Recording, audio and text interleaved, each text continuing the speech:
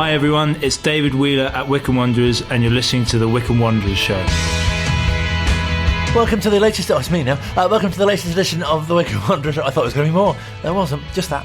I hope you're doing well and lots to bring you in the next hour, including manager Matt Bloomfield. We'll hear from Amy from the club as well. Amy from the club. Sounds like some sort of dance thing. On a brilliant new initiative to paint the town blue. Is that what it's called? Yes, no, sort of. Where you can create a brilliant atmosphere in and around the town in the build-up to the close season. We're coming into the final 4 home games, of course. The 5th final home game was a... Straight around the houses way of doing this, isn't it? It was a defeat to Barnsley, of course. We'll reflect on that with Phil in just a moment. So we'll hear from the manager as well. We'll catch up with Tjay De Barr, who this afternoon has had it confirmed that he's able to play for the club this Saturday after... choosing to stay rather than go on international duty for Gibraltar. We'll hear as well the second episode, or the premiere, can we call it that? I think so, yes. Premiere of Knowing Me, Knowing Blues with Jack Grimmer. Very much looking forward to hearing that, although arguably I've heard it already, because I was present for the recording, which I very much enjoyed as well. Plus, we'll be catching up with Vince Faulkner from the Wycombe Wanderers Ex-Players Association, who's down at the Warm Hub at Adams Park. Lots to discuss with him, not least the quiz, which is coming up this Saturday, which is always hotly competed. Again, well, that's the word, thank you. Contended, thank you. That was the word I was trying to think of, but it left me. That's coming up on the day as well that the Wycombe Wanderers Ex-Players Association surprised Matt Bloomfield with the presentation of his lifetime membership, which was awarded and collected on his behalf by Richard Dobson in November at their annual dinner. But of course, Matt Bloomfield was in charge of Colchester at the time. How inconvenient. So he's got that, and also a tie was presented to him at the training ground today, which he was most surprised by. So yes, lots to bring you in the first hour of the Wycombe Wanderers Show.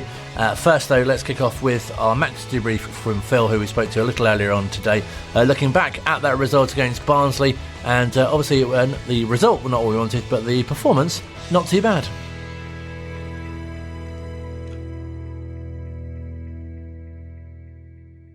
Really great performance, especially when you look at what Barnsley did in the week, taking on Sheffield Wednesday. I don't think they lost for 23 games, and they beat them 4-2. So, again, it's frustrating because Wycombe really should have beaten Barnsley on that performance and didn't. And then we see what they did to the top of the table, or was then top of the table, Sheffield Wednesday. So yeah, frustration. But I think it shows you what an amazing Division League One is, and Wycombe, where they are amongst these teams, really well placed with 9 to go still. But yeah, it would have been lovely to beat them, wouldn't it? But yeah, such is life. We've had some good days at Adams Park recently. Wasn't to be on Saturday. And chatting to Matt Bloomfield afterwards, something that I'm still getting used to, because he really feels the defeats, which you can hear when I speak to him after the game. I thought we were very good first half, especially. I think was probably the best we've played since we've been here, or I've been back. So we've got to be really proud of the performance. Performance is a lot of a contributing factor towards the result, but you have to make sure you see the game out, take your chances when they fall, and keep the back door locked the other side. So we're obviously really, really disappointed not to take anything from the game, because I was proud of the way the boys played. The subs made a big difference for Barnsley. It didn't look like they made an impact immediately, but 2 subs combining for the goal in that smash and grab header. Yeah, it was. Yeah, it's a good point. I think it showed the way they had to make so many changes, how dominant we were, especially in the first half.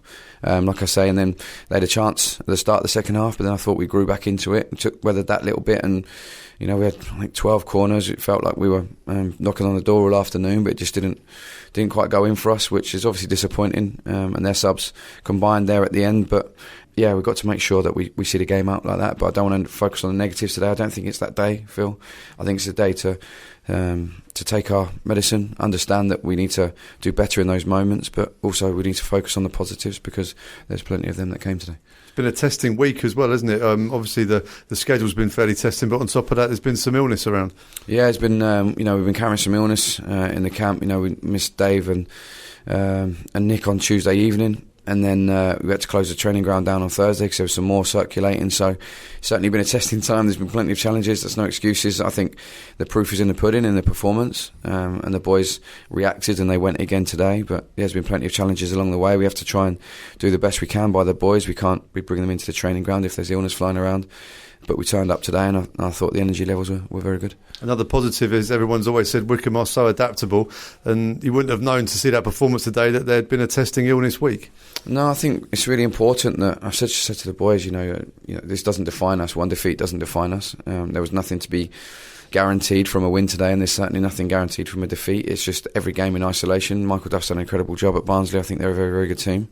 But we've gone toe to toe and raised, and some more today. So we have to be proud of that. We know we've got some good players, Phil. We know, we've been performing quite well recently, and we've been pleased with that. But we need to make sure we turn them into results as well, because that's what we get judged on. Real positive as well to see Ryan Tafazoli not only in the squad but back on the pitch at the end there as well. Yeah, definitely. I think it is a big positive. Taf's obviously missed quite a bit of time with his hamstring injury, so it's nice to have him back. Wills and Nick getting them back on the pitch as well is important to try and carry a competitive squad at this stage of the season. So, and obviously with Tjay, I thought for a young boy to come into the team the way he's performed these last 2 games, it's a big positive as well for us. So it's nice to have Tav back, and we've got to keep making sure we move forward. Is he the next one on this production line now in the development squad? I don't want to add too much expectation and pressure on his shoulders. He's a really mature lad for his age. He's been playing international football for a few years, and he knows what the game's all about. We know we've had high hopes for him for a good little while now, and he showed a lot of promise in these last couple of games. But I'm loath to making too many big statements about him. He's got to keep working hard, keep taking the opportunities when they arise, and if he does that, then we think we've got a good player on our hands. And he talks about the sort of the fine margins as well. It's kind of little moments, isn't it, in games which really provide the difference. That was Saturday in a nutshell, and we've all seen Wycombe do this down the years where we've been outplayed or had to defend and then nick a goal and see it out and win it 1-0. But when it happens to you, it just really hurts, doesn't it? But it's football. But I'm sure they'd have taken the positives from it this week. A clear week, no midweek fixture. The illnesses have cleared up. So the injury room hopefully looking slightly less busy. I'm thinking the positives out of the game, and this week hopefully we'll see the fruits of that at the Valley on Saturday. Another game against a team that has recent Premier League history, so huge game for Wycombe in terms of where they are in the table. Not so much for Charlton, who are sort of stuck in mid-table. They're not going to get relegated. It'd be a miracle if they get in the playoffs. So I think that in itself is worth celebrating, because I think this is going to be the worst run in Charlton's history at this level, because if they're in League One next season, that's their 4th year down there in a row, which is the worst in their history. So it's worth bearing that in context of the relative histories of the two clubs where we're at. Wycombe are going into the Valley hoping to be in the playoffs. Because it feels like, doesn't it, the teams coming up next, they've all got their different kind of parts of the table and sort of things to play for, really.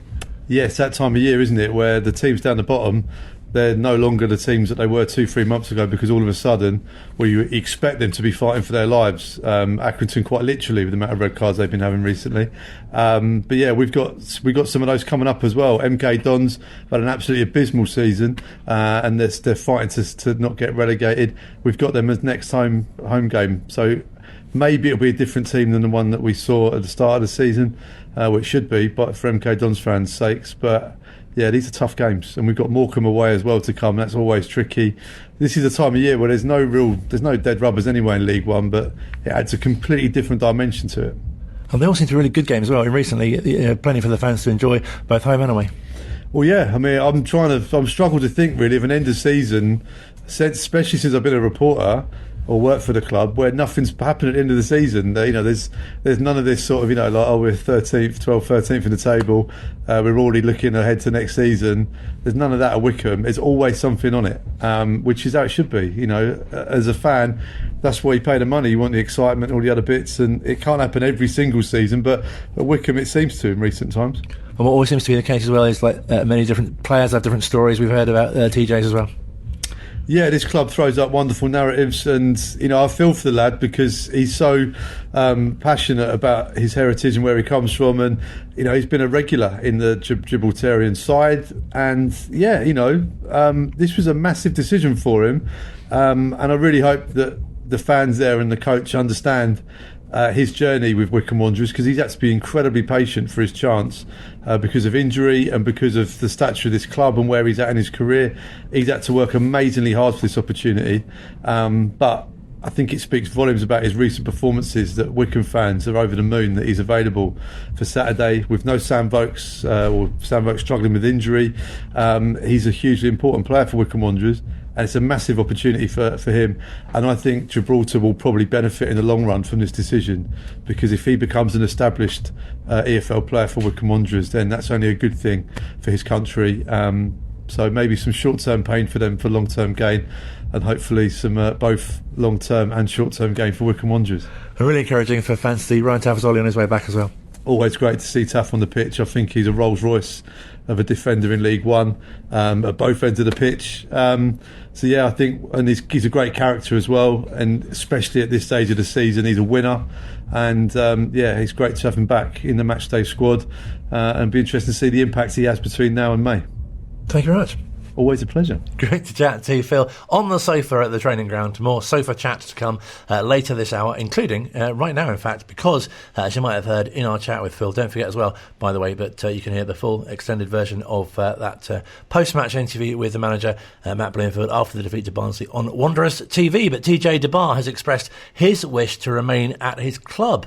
The Gibraltar FA announced during the international window, and is not going to be available for the men's national team squad for the opening 2 Euro 2024 qualifiers against Greece and the Netherlands. Quite a difficult decision, of course, for the Wycombe Wanderers player, and today Matt Bloomfield confirmed that permission has been granted for him to withdraw from the Gibraltar squad in order to be available for the Chairboys, and they did get the written confirmation for that, and they're very pleased indeed to get it, and we were fortunate enough to speak to TJ a little about that as well, and obviously with recent injuries and struggles, and how he's breaking into the team right now. It's been a tough one, obviously, to pull out of the international games upcoming.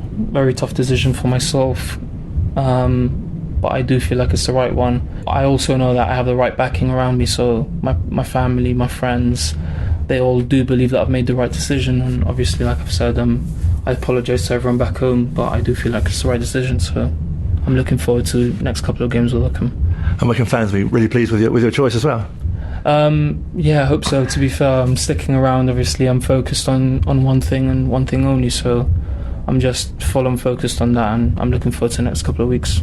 So there's the feel in a way that your kind of hard work is really paying off at the moment? Yeah, 100%. I do feel that. I feel like I've been working hard. I'm that sort of person that I just work hard for everything, and I do feel like I've been doing it for so long when everything's been going against me, sort of, and now I do feel like bit by bit it's all helping me out in some sort of sense, and everything is starting to go my way, and not entirely my way, because I do know I can do much more, but I do feel like I'm not having the same bad luck that I've been having for a long time. Have the injuries helped in a way, just sort of making you stronger, both sort of mentally as well as physically, hopefully?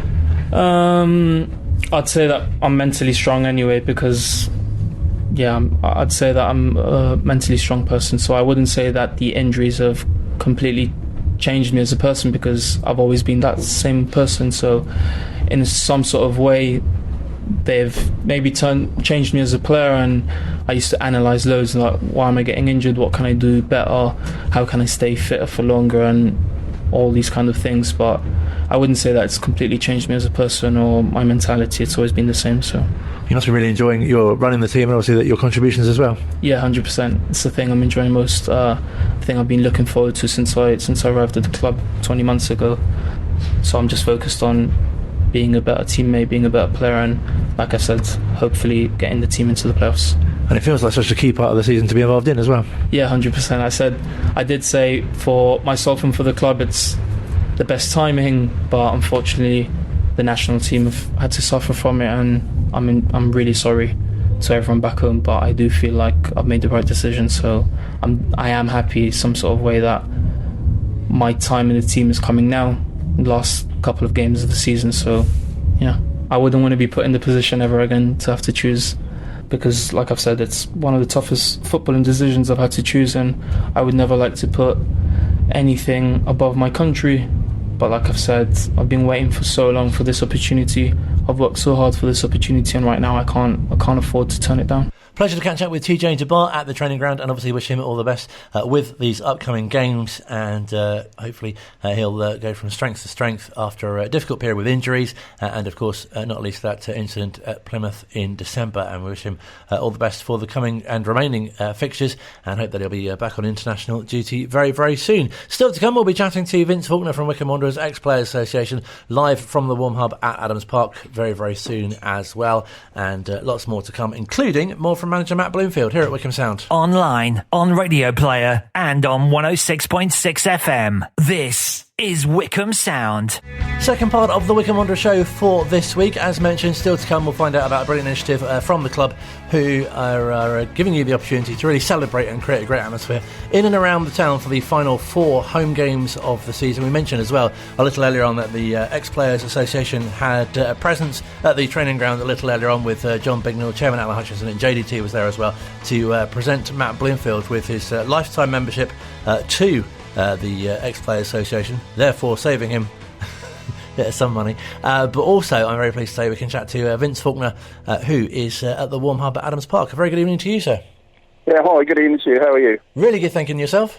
Yeah, I'm fine, actually. Yeah, we've down at the Hub, we've continued on with a lovely sort of week that we've had down here again. We've got 2 more sessions to go, so yeah, it's all good, thank you. It must be a really great sort of sense of pride for the Ex-Players Association to play such a great part in this initiative. Well, it is, because, as you know, initially it started with 2 months. It was extended very kindly through the council and Dreams, and, of course, Wycombe itself, and the foundation getting it all together, extended for another month, which, unfortunately, and I know everybody that's in the room, so we've got 38 people here tonight, they're all a little bit upset that it finishes next week. But we're going to try and do something later on in the year. But, no, it's all gone very well, thank you. And what's some of the reaction you've had from people who've attended? Well, it's unbelievable, really. We've got people here that have never met one another, and you probably can't hear the background noises here, but they come here the hour before we have dinner. They sit down, they play cards, they have a chat, and then we have dinner, and then they do the same again. And it's really, really taken off, and it's done what everybody wanted it to do, which was to gel the local community and get people out. So it's worked a treat. And so many people with so many different stories. I know, for example, when we came and did the show from there was a gentleman who just came along on his own and hadn't been to the football club before, but really took advantage of the opportunity. No, that's right. Well, there's a lady here, when I was telling tales at school, she lost her husband a year ago. Her son told her to come down. He'd seen it advertised 3 months ago. Didn't want to come out. He sort of pressured her. She came down, came in, and she's the first person here every night now. So, it's really worked a treat. And really nice for yourself and Keith and some of the other ex-players who've been along as well to really sort of mingle and tell your own stories as well. Yeah, that's right. Well, there's Keith Samuels has been a great support to me down here as well. Barry Baker's been down here, Len Worley. We had John Maskell down last week. And, of course, Trevor Stroud is on the main board here at Wycombe. He comes literally every evening as well. And, rolls his shirt sleeves up and he does the tea and the coffees and everything else. So, yeah, it's been an all-in Wycombe Wanderers family evening out. It's been brilliant. And I don't suppose really it's surprised you how successful it's been, especially with how important the community is to the club. Well, no. I mean, it's hit the nail on the head. The brief has been to get new people in here, people that weren't official football people. They've come down here in their droves. As I said, we've got 38 people here tonight. I would think probably only 1/3 of them actually have ever seen Wycombe play. They come down for the evening out, and we're trying to convert them into Wycombe fans. So it's all worked out well. No, absolutely. A really successful initiative, great for the foundation, as you say, the council and Dreams as well, and the Wycombe Wanderers Ex-Players Association to be a part of. Talking of popular events, there's something coming on this Saturday, which I know you're heavily involved in, and as we mentioned earlier, right, again, hotly contested. Yeah, we've got our quiz. We've got our quiz this week, which is the WWEPA quiz. It's the 13th running, although we lost 2 years to COVID, so it's 11 years in actual fruition. We've got 4 teams that have won it previously coming back, and between those 4 teams that have won it, they've won it 8 times in total. So you can see that it's very, very competitive. We have a 1-course meal, and we start at 7:30. Everybody has a great evening. John Maskell is my colleague in organising the event. His son-in-law is the quiz master, and it's a brilliant evening. I'll say it myself, but it does really work out well. So if anyone's listening who's coming along, are there any particular subjects they should be revising for? Well, there's everything. It's the usual. There's history, there's geography, there's sport, there's music. We have some picture rounds as well. So, no, it's a cross-section. John Maskell looks after all of that side of it. I do the sort of organising, getting people here and the eventing, and John does all the questions and putting it all together for us. So it's brilliant. It works. It's worked really well for the last, well, as I say, 13 years, but 11th actually. And again, another really fantastic event from a social point of view as well. Well, absolutely right. This year we've got 16 tables and just over 130 people coming. And all the funds raised, as I think we've said before, all go to the charity. And I'm pleased to say that this year the charity is prostate cancer. So over the last, as I said, 13 years, we've raised nigh on £50,000, and all of it has been donated to all charities all around. So we have a cross-section every year. We have a committee meeting in February of the year, and then we pick the charity for the year, and that goes through the 4 events that we hold. It's a real great example and advert to what the Ex-Players Association is all about as well, really sort of giving back. Well, it's right. As I said, I think the last time I was on, I'm proud, and I know Keith's as well. We're proud to be part of this Wycombe family. I've been involved with it.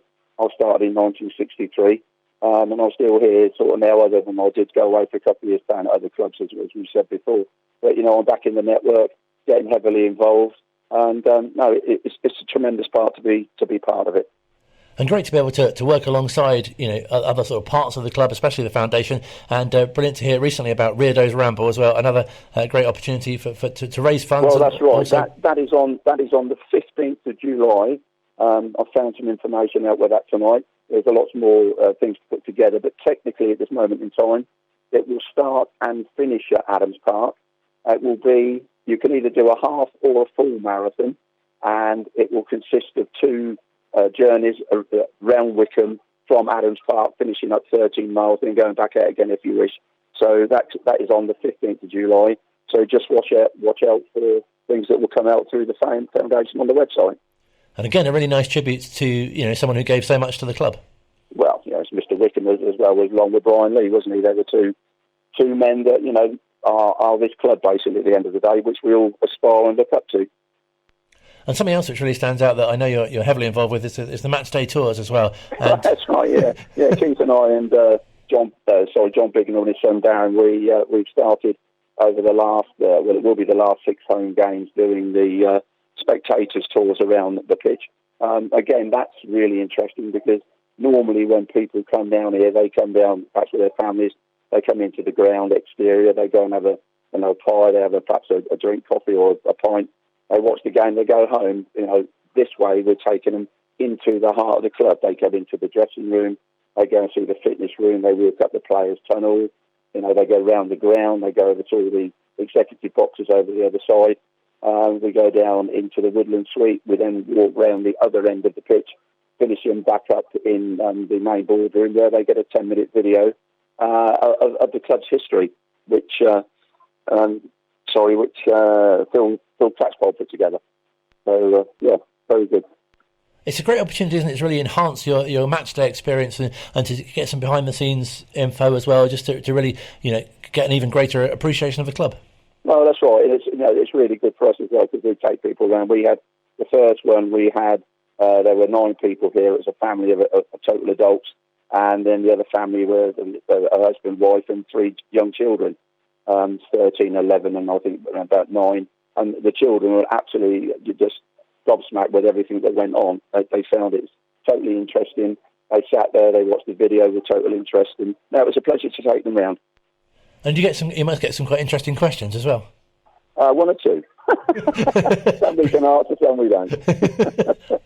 Perhaps some not appropriate for the radio either. No, probably right. But we talked as well about the presentation which was made to the manager today, and a fantastic achievement, obviously, to have been at the club, so many appearances, and obviously you mentioned with John Maskell and Tony Horseman, people like that who've been at the club a long time as well.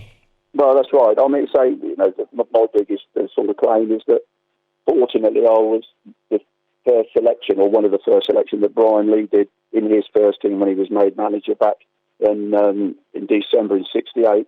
The team that day, when there was all the subs and everything else, with John Maskell, Ian Rundle, myself, Charlie Gale, Julian Laley, Dave Thomas, Barry Baker, Len Worley, Keith Samuels, Tony Horseman and Les Merrick. You know, a lot of those people I'm still with play golf with twice a week. You know, we're talking 50 years on. So, no, it's an absolute pleasure. I keep saying it's an absolute pleasure to be associated with this football club. And I know we mentioned to you before as well, but like when you were starting out, you could have never have imagined that, you know, still, as you say, all these years later, you'd still be, you know, doing what you do with the club. No, that's right. Well, it's a camaraderie, and as I think I used the word earlier, everybody around it uses it. It's a family, and it is a family. It's just one big family. There are no hidden agendas. There are no people who think they're bigger than this club and various other bits and pieces.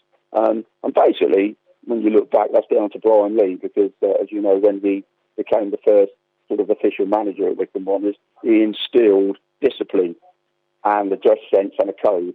And, you know, you couldn't be swayed from it. If you didn't conform to it, then, you know, you paid the penalty.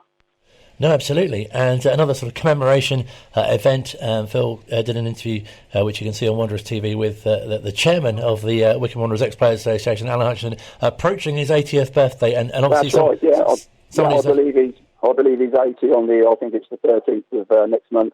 So he's been involved with the club for, you know, forever, and you know, he deserves all the credit that he gets. Basically, he set it all up sort of some 15 years ago, and he's still going strong as the chairman, and you know, ably supported by JDT and the committee. You know, he does a fantastic job.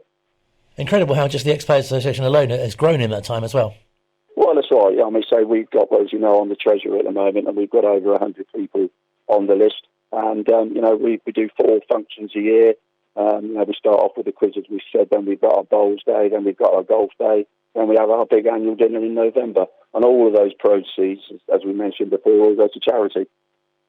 So, you know, it's a worthwhile venture. And you do so much around the club and the training ground as well. Sorry? You do so much around the club and the training ground as well. Well, yeah, we do. Yeah, always Keith and I, we've been up to the training ground before and done presentation. You know, took goalposts and nets, especially when Gareth was here, and they were lacking a bit of funding up there for goalposts and everything. So the ex-players purchased those, and we went up and did a presentation and all those sorts of things. So, no, it's an all-inclusive. You know, there's not a them or none of us. It's all coming together now, and it's brilliant. And such a great opportunity, as you said before, for people from all sorts of generations of the club to share their similar experiences as well. Well, that's right. You know, as I said, there are people in this room that, you know, the people that have supported Wycombe over the years sort of recognise Keith and myself and that, and they've seen a couple of pictures up in Montes here where we do the warm hub from. So, you know, they take the mickey out of the colour of our hair and everything else that slightly changed over the period. But, well, I'm sure they're black and white photos, so it's not too different. Sorry? I'm sure they're black and white photos, so it's not too different. Well, they probably are, yeah. Probably helps now. No, absolutely. And really nice to sort of pass that on as well. And also, because, you know, people all know the name Vince Faulkner, but, you know, won't actually have the chance to actually speak to you and you know, hear your stories as well. Well, that's right, yeah. It's nice, yeah. I think they do get a little bit bored when I won't get up from the table, because I have been known to talk a little bit, so I think a lot of people will support that. But, no, it's been really interesting. And you hear their side of the stories. You know, there's people from all walks of life. People have been in the RAF and been in the war and done all these sorts of things. So, you know, you get down and you sit and chat, and no, it's really worthwhile, really good. And I'm sure, you know, when you were playing for the club, you never imagined that people watching, you know, they'll remember that as their first game, perhaps, or, you know, something that you or your teammates did would really stand out for them for a long time as well. No, that's right. I mean, say, you know, there are 6 of us who still, as I keep saying, they play golf together. We play twice, so it's 6 of us that play in the 60s and the 70s. You know, there's not many clubs can vouch for those sorts of things. So it's a pleasure to be part of. And now it's really nice, isn't it, to see, obviously, Matt Bloomfield was at the club for such a long period as a player, and now hopefully he'll have a long spell in charge as well. Well, that's absolutely right, yeah. I mean, so, you went through it earlier. I mean, he did 19 years service here, and he made 664 appearances with 55 goals. The 4th all-time person behind Tony Horseman, who I played with, John Maskell, who I played with, and Dave Carroll.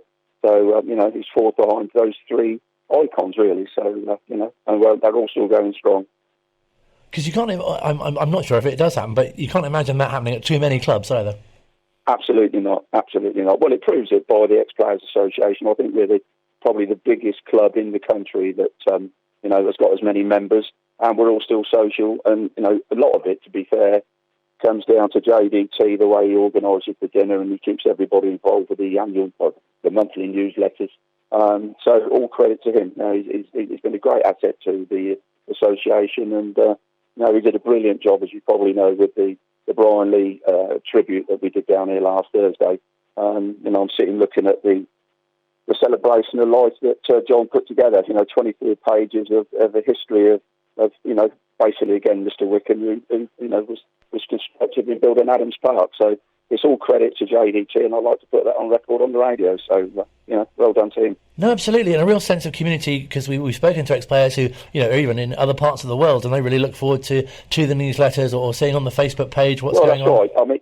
I mean, so the Welsh international Jeff Anthony was on to both JDT and myself last week. He wanted to know an update on Paul Birdseye, because unfortunately he'd had a fall and this, that and the other. And, the guy lives in America. And, he sent an email over inquiring, wanting to know this, that and the other. And he said he's going to come over for this year's dinner as well. So it'd be lovely to see him again as well. When there are so many great things that you do in the community, both sort of supporting each other, if another former ex-player needs help, or I know in the past, Keith and others have supported with hospital equipment and things like that. Oh, that's right. Yeah, well, we're talking as well. We're going to do a welfare visit to Johnny Hutchinson, who's in a home over the Oxford way that John Maskell's organising. So that will be coming up shortly as well. So we've got all the details of who we've got to contact, and we're going to be going over to see him shortly as well. So remind us again of your calendar of events, some of the things you've got coming up for the remainder of the year. Well, we've got the 4 events for the year. We've got the quiz event, which is this Saturday. Then we've got the bowls, which is in June. Obviously, there may be a slight adjustment here that people don't know about. The golf day that we normally have at Winter Hill has been cancelled this year due, unfortunately, to it being sponsored by John Lewis. They've pulled the plug on them, and that finishes in April. But Ken Wilson has managed to get the event reorganised on the 18th of July, which is a Tuesday, at Maidenhead Golf Club. So that's news hot off the press today. So that will be coming out shortly, I'm sure, in a newsletter from JDT to confirm that. And then, of course, we have our November dinner, which, again, John and Alan Hutchinson put together. And, we get all the dignitaries in, and we have a brilliant night as usual. Absolutely, you can't sort of over-stress how important these events are, especially the golf days and and the quizzes. Of course, are quite competitive, obviously, because they're all competitors. But very competitive. A really nice way to kind of all get together as well. No, that's absolutely right. And as I say, the main function is that we raise money for charities. We've done the air ambulance. We've done twice. We've done cancer. We're doing prostate cancer this next year, as we've said. We've done hearing dogs with a deaf up at Risborough.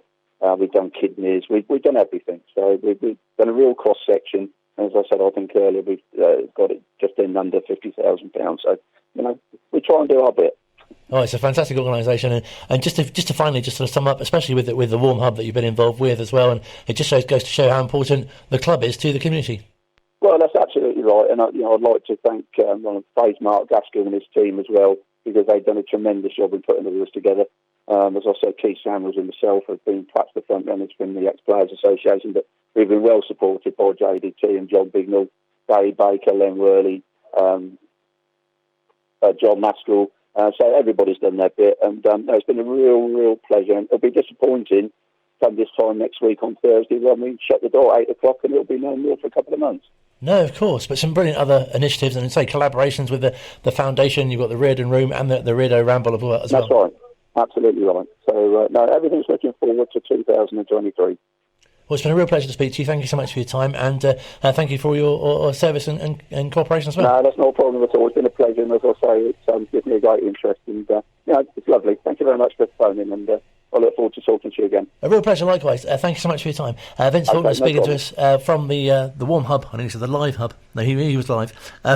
From the Warm Hub, which, as I say, unfortunately finishes next week, but initially only due to run till February. So fantastic that it's been able to run through to March. So many people have got so much out of it as well, from a social aspect and just having somewhere a bit different to go on a Tuesday and Thursday evening. And do check out the Wycombe Wanderers Foundation's website for more details of upcoming events as well. Online, on Radio Player, and on 106.6 FM. This is Wycombe Sound. Still to come on this week's edition of the Wycombe Wanderers Show, we'll bring you an update from Wycombe Wanderers Women. We'll hear from the men's manager, Matt Bloomfield, talking all things, to be honest, and we'll get a premiere of a bit of an insight into the second edition of Knowing Me, Knowing Blues, which timings, everything, which is this week from. Well, we've already said who's from, but let's 2 weeks ago. Let's exclusively reveal. People might have forgotten. They might have. That's true. It's Jack Gribber. Thank you very Scotland's finest. Producer Luke is with us. We've got all sorts of things to bring you still, but we were at the training ground a little earlier on, weren't we? We were, and it was raining, which, as I said earlier, I think we can blame on Rebecca, or maybe Matt, or I should say the gaffer, because since Rebecca's been with us on a Thursday, it's rained. Since Matt's taken over, it's rained on a Thursday as well. Yes, very inclement Thursday weather. Yeah, maybe it's just afternoon on a Thursday at the training. We've never been on there in the afternoon on a Thursday. I wonder if we know the clocks go forward, don't we? Yes. This weekend. I wonder if that'll have an impact.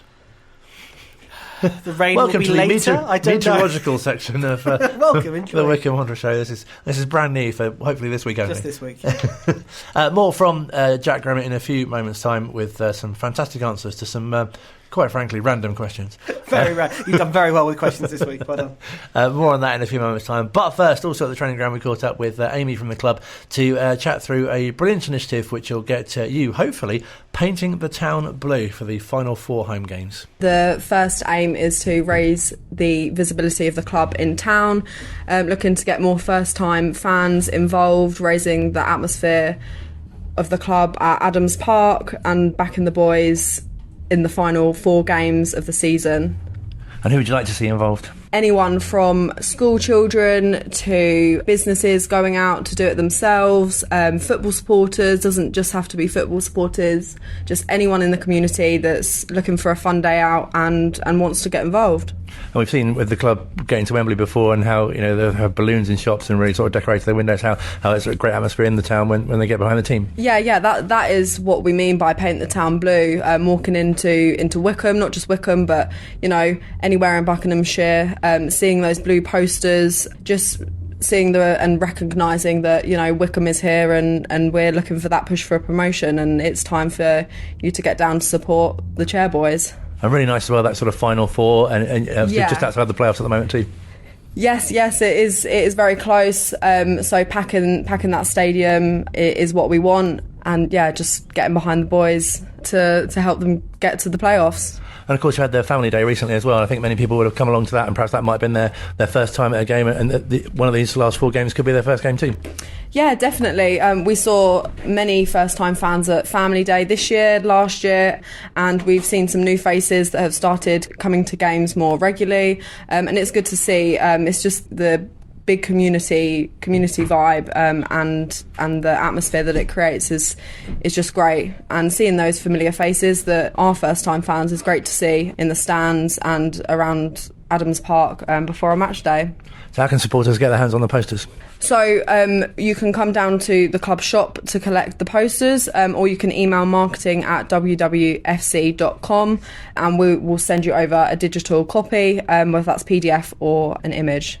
And there's an incentive as well for fans to get involved, and also businesses will be displaying the posters too. Yes, so fans will receive a spot prize. What they need to do is, if they put the poster up in businesses, that can be cafes, gyms, shops, pubs, bars, they display it in the business, and all they need to do is make sure they check with the business first if they can display it, and then send that into marketing@wwfc.com with their name and the name of the business, and they can win a prize, and the ultimate prize is for the business, and they will have 2 players and the Wanderers TV crew arriving at their venue to film a creative TV advert for their business.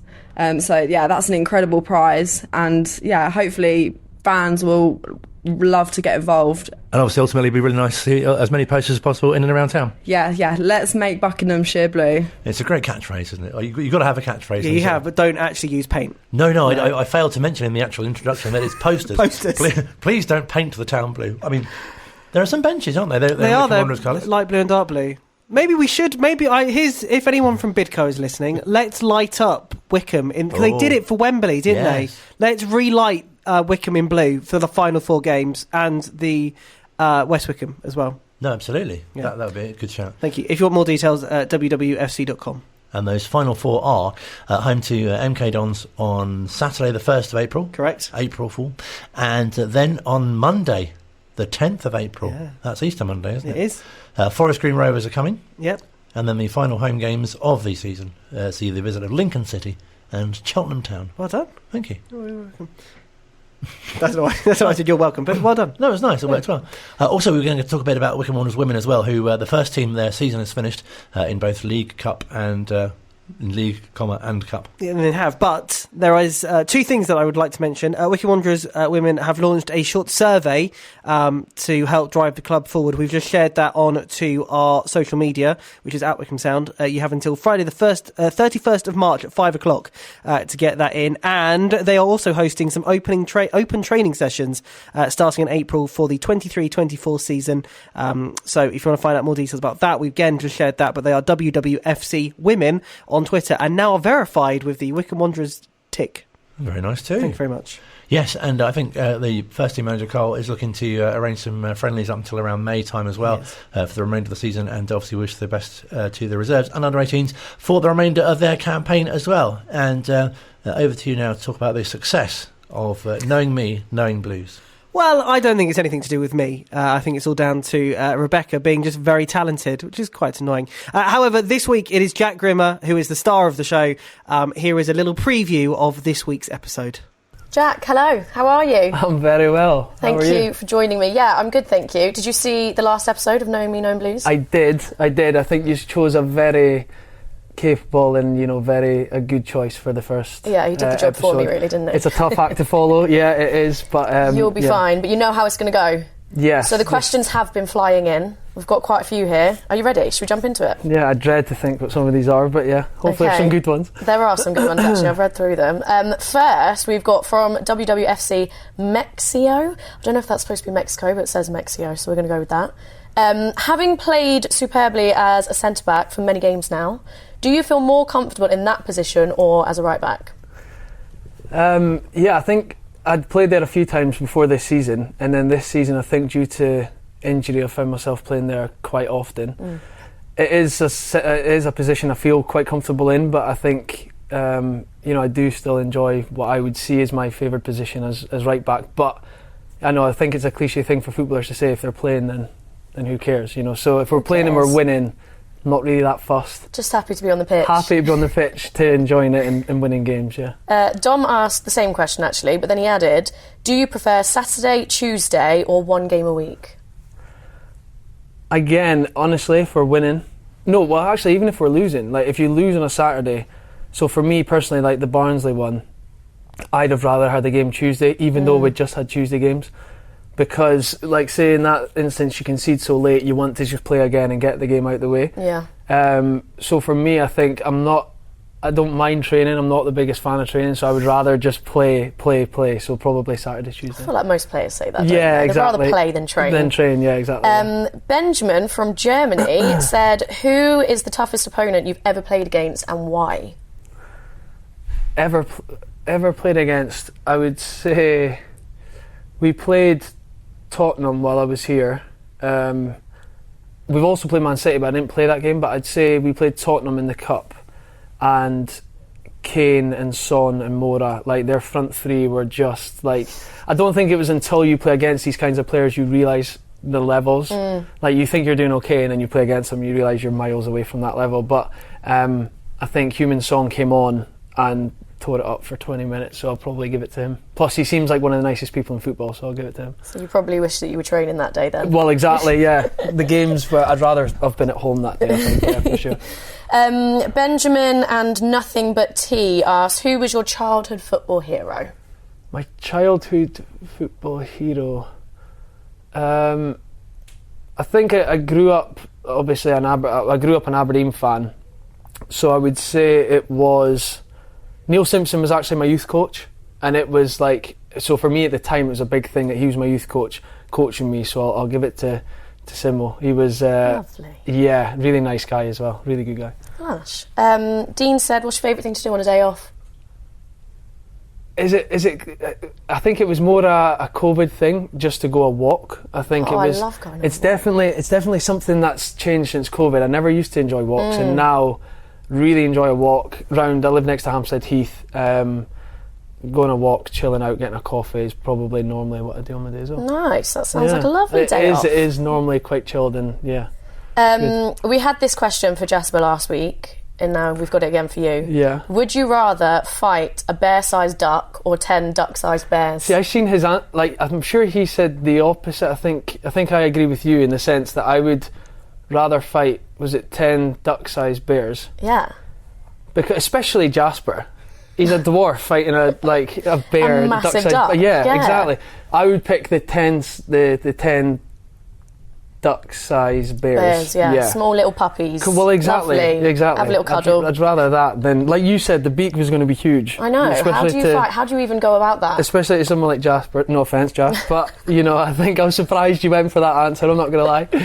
Okay, moving on. Joel Heritage said, "When's the collaboration with Chairgirl Sally Grimm happening?" I know. I've seen that on Twitter, and I didn't realise until they tagged me in something. She's definitely, as long as there's a collab not involved scoring goals, because I think she'll definitely beat me at that. Definitely beat me at that. Sally. But it is something I don't live. So I live in North London, and it is something that I've been thinking about trying to do is get over to a game to support my namesake, especially more than anyone else. But yeah, definitely, I think we can get her to the training ground and get something going. Because that would be. It's got to be done. It's got to be done. It's got to be done. Is Iron Brew the same since they messed with the recipe? That one's from Kyle. No, it's ridiculous. Take all the sugar out. Like, who wants that? I don't know that I've tried Iron Brew before. Oh no. Joke, I had it for breakfast this morning. Right, I'll bring you a bottle of Iron Brew in the next one. But it's definitely, I think there is some places in Scotland that have they joke and say they have the old recipe. Right, it's not. But it's not the same, no. What does it taste like? You can't describe it. No, I'm going to have to get you, because it doesn't really, it's like a... No, I'm going to have to get you the bottle and just let you taste it. You've never tried it? I don't think so. I can't remember ever trying it, no. No, you would remember this golden nectar if you tried it, trust me. No, I'm not the only one. Other people have not tried Iron Brew. I bet you haven't tried haggis either, have you? No, we had this discussion though on the way here. Right, well, it's fine. Haggis and Iron Brew next week. We'll try it. The Scottish delicacies. He was not impressed. Because you just assume, don't you, I suppose, if you're from countries so close to Scotland, that people down here have enjoyed drinks and food that are common there. Yeah, I've always looked at Iron Brew and just went, no, I'd rather something else. Sorry, Jack, if you're listening, I will try it next week though, I promise. It sounds like we're going to have to. Well, we will do, yeah. That's happening. The full version will be up on the Chairboys social media tomorrow. Because there's some visual elements. Yeah, so Jack walks off at that point. There is a Nick Freeman test card for people of a certain age remembering test cards. There are ducks, there are bears, there is Jack Grimmer scoring a goal, some Wycombe Wanderers women footage, and a Scottish flag. The bear and duck thing is really taking off, isn't it? It really is. Well done to Dan Clark on Twitter for that. It's like an exam question, isn't it? It is, yeah. Bears versus ducks, discuss. We could do a classified thing at the end. I look forward to that. 25-mark question. Would you prefer duck-sized bears or bear-sized ducks? And why? Explain. Yeah. There's some great merchandising opportunities there as well, I think. Yeah, I think we should get a Wycombe Wanderers shirt that says Team Ducks or Team Bears. Yeah. Or just an ordinary T-shirt with like a duck on one side and a bear on the other. No, which one do you pick?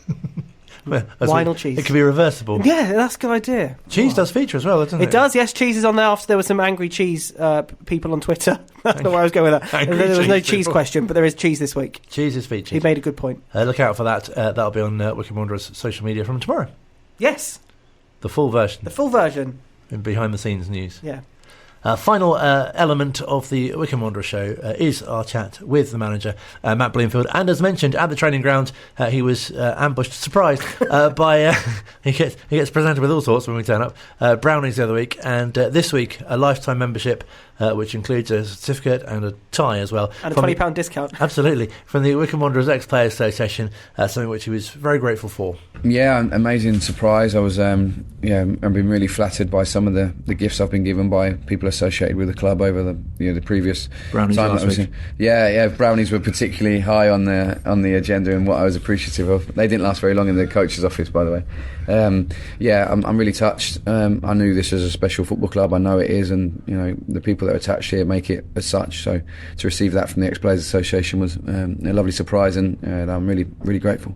And really inspirational as well for perhaps young players who are just starting out and think, I wonder how long I'll be at a club. Yeah, I think one of the things that gets associated with football and footballers and people associated in the game is that lack of loyalty, and people moving around too often. It's probably a little bit rich coming from me, who's just moved clubs twice in the last 5 months, but I think there's a place for loyalty. I feel like when a club does well by you try and replicate, but the game takes you on a little journey, but it's nice when you've been in one place for so long that's recognised. And extra special for you, I guess, to be at the helm at a special club. Yeah, of course. Yeah, it's an amazing place here, and I really appreciate it before, and I'm certainly appreciative to be back. Being manager of this football club is a dream and an ambition I've held for a number of years, and I'm extremely grateful to be here.